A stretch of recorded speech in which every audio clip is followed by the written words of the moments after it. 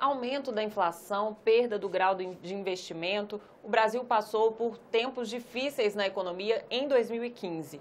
Para discutir as perspectivas para 2016, nós recebemos o senador Blairo Maggi nesta edição do programa Argumento. Senador, quais as expectativas para o ano que vem? Como é que o Brasil pode superar essa crise e como é que o Congresso pode ajudar nisso? Bom, infelizmente eu estou bastante pessimista com relação a 2016. E que eu, naturalmente, sou uma pessoa otimista, acho que sempre a gente consegue resolver as coisas. Mas da forma como a política econômica foi conduzida no 2015 e também a política propriamente dita, nos fazem pensar que 2016 será um ano bastante difícil, muito complicado para lidar. Porque o mercado, o mundo dos negócios, né, é o mundo de todo mundo, não é só o meu. Todos nós dependemos muito de crédito para as coisas funcionarem. Às vezes as pessoas olham as grandes empresas, os grandes empresários ou pequenos e médios e falam assim, não, mas aqui esse cidadão ele toca a vida com seus próprios recursos. Não é assim que funciona. A grande maioria das empresas e das pessoas precisam de recursos de terceiros para que as suas atividades aconteçam. As empresas podem ter capital, podem ter os seus próprios parques industriais já amortizados, já pagos, mas eles têm necessidade de recursos para tocar no dia a dia. E o que tem acontecido é que a política mesmo, a política partidária, tem criado uma insegurança no mercado. Ninguém sabe o que vai acontecer, sai Dilma, vem Temer, tem impeachment, não tem impeachment. Isso tem trazido uma barreira para esse setor. Então, aí vem a economia logo em seguida, que desconfiado da política, toma suas providências. Ele não sabe o que vai acontecer, né? Vai aumentar a questão da inadimplência, né? Aumentou a inadimplência, então o crédito fica mais caro. E os bancos, já em 2015, e isso está sendo uma prática para 2016, eles diminuíram os volumes de recursos na praça, né? Diminuiu o dinheiro a ser emprestado, aumentaram os juros e também aumentaram as garantias necessárias para conceder esses créditos. Então, muita gente que usava dos recursos para fazer seu comércio, a sua indústria funcionar, não tem hoje mais condições de acessar esses créditos. Então, resta uma alternativa para ele: diminuir a sua atividade econômica ou, muitas vezes, parar a sua atividade econômica.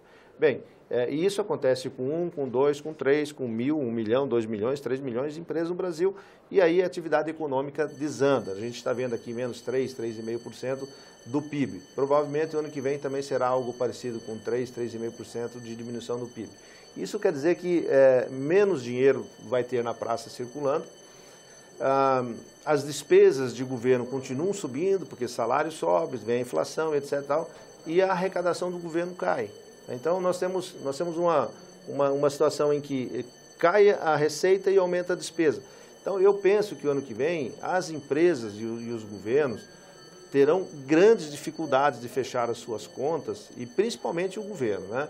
Ele terá grande dificuldade de fechar as suas contas. Eu até penso que no final do ano que vem, o governo brasileiro, se não tomar nenhuma providência, não fazer grandes cortes, mudanças, mas não é corte de brincadeirinha, tem que ser cortes profundos, ele chegará no final do ano que vem sem condições de honrar com seus compromissos mínimos, talvez até com folha de pagamento.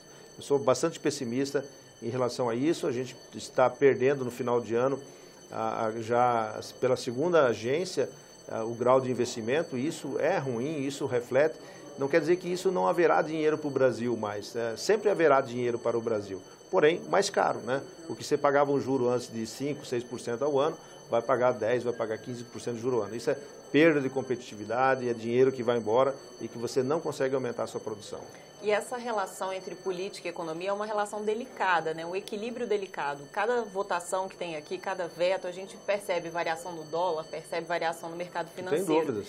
E a gente está aqui analisando, né? A Câmara está com esse processo de impeachment que depois, se passar, vem ao Senado. O mercado também está atento a isso. O mercado está tão atento que se tivéssemos hoje o impeachment, hoje o mercado reagiria, né, positivamente pela frente. Por quê? O mercado lê o seguinte: com a manutenção do status quo da presidente, né, no comando, sabe-se que durante 3 anos, né, por mais 3 anos, até 2018, será nesse ritmo na política econômica e na política também da administração. Não há muito o que se esperar de mudanças, né? Não há muito o que se esperar. Se há uma mudança de governo, se o impeachment andar e efetivamente ele acontecer, cria-se uma esperança, né, cria-se uma esperança no empresariado, na sociedade brasileira, de que a partir dessa mudança você tem uma esperança maior de realização das mudanças que vem para frente. Então, esse é o foco que tem. A gente sabe, a impeachment, né, a economia poderá, eu não estou dizendo que ela poderá melhorar em função da expectativa de mudança. Não houve impeachment, a gente tem certeza absoluta de que por 3 anos será essa situação que aí está e nada vai mudar muito significativamente, porque é um governo que já vem de 12 anos e fazer um 360 graus agora é praticamente impossível de o governo fazer isso. Senador, o governo mandou para o Congresso medidas de ajuste fiscal, 2 pacotes, né? Um no início do ano, outro no final do ano. Qual foi a falha? Onde é que houve falha do governo ou do próprio Congresso na aprovação dessas medidas para tirar o país dessa crise? Olha, do Congresso não vejo nenhuma falha. O que eu acho é falha do Executivo, do governo, justamente pela falta de transparência, né?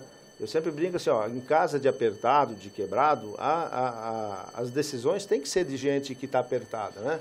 A família que está apertada não vai ao cinema, não vai jantar fora, não vai almoçar fora, não viaja no final de ano, vende-se o carro e faz-se alguma coisa para passar, né? E o governo apertado como o nosso, ele age exatamente ao contrário, como se tudo estivesse funcionando. Então, essa é a grande dificuldade que tem e nós temos que fazer com que o governo coloque tudo sobre a mesa. Quais são os seus problemas, qual é o tamanho do seu problema. Muito bem, eu tenho um problema aqui que vou demorar 5 anos para sair dele. Então, você programa o governo para daqui 5 anos você sair, com os custos, né, e os sacrifícios de cada ano. Quando ele traz um ajuste fiscal do jeito que ele trouxe e colocou na mesa, todos nós sabíamos e sabemos que isso que foi colocado e que foi trazido não é suficiente para a passagem que tem que ser feita. Aí o governo fala assim, eu quero agora CPMF. Eu, da minha parte, não vou votar CPMF, porque sei que se nós entregarmos a CPMF para o governo nesse momento, ele vai resolver o problema imediato, talvez de 2016. Mas em 2017 ele já não resolve mais, terá que vir uma outra CPMF, uma outra situação. Então, a falha é do governo quando ele não coloca todos os seus problemas com muita transparência na mesa e fala assim, ó, meu problema é esse e eu preciso de sacrifício da população brasileira para resolver. Eu não tenho dúvida nenhuma que nenhum brasileiro fugirá à luta, porque o nosso próprio índio, a gente até a morte vai se precisar para defender nosso país.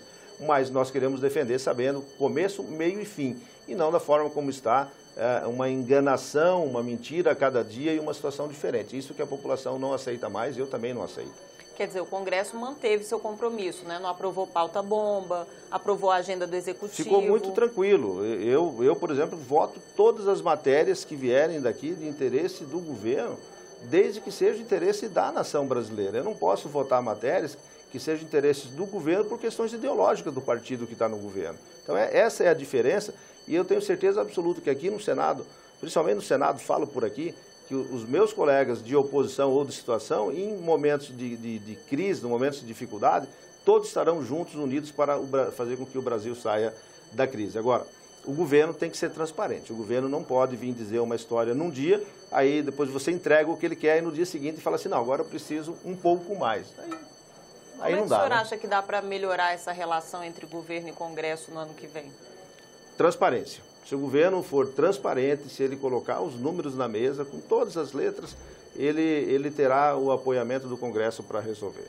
É isso que eu acho que falta ao governo, essa humildade, né? E a gente vem dizendo durante o ano inteiro de 2015 que o governo tinha que ser transparente, o governo tinha que colocar todas as suas posições na mesa. Infelizmente, ele não fez e a grande preocupação que eu tenho é que ele não fará em 2016. E aí, mais uma vez, se não houver uma troca de governo, se tudo isso se conduzir a não ter, nós estamos fadados a 2016, 17, 18 com grandes problemas.